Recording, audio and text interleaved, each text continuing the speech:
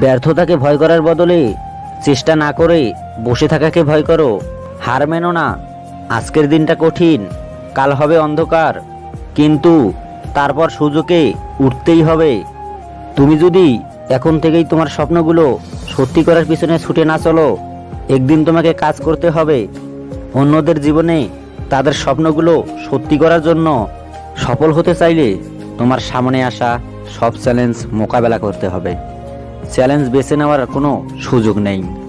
কখনো না পড়ে যাওয়ার মাঝে বিবর্ত নেই, পড়ে গিয়ে উঠে দাঁড়ানোর মাঝেই সত্যিকারের বিবর্ত লুকিয়ে আছে।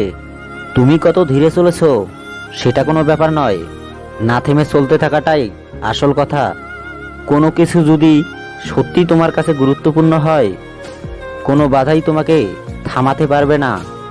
যদি তোমার লক্ষ্য নিয়ে কেউ হাসি তামাশা করে, তবে বুঝতে হবে তোমার লক্ষ্যটি খুব ছোট। আমি স্বপ্ন দেখেছিলাম, সেই স্বপ্নে আস্থা ছিল, আর আমি কাজটা ভালোবাসতাম। ফেসবুক বিফল হলেও আমার ভালোবাসাটা থাকতো। জীবনে একটা স্বপ্ন থাকতে হয়, সেই স্বপ্নকেই ভালোবাসতে হয়।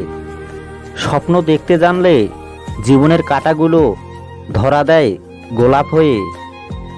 জীবনে সব কিছু একবার হলেও চেষ্টা করে দেখা উচিত।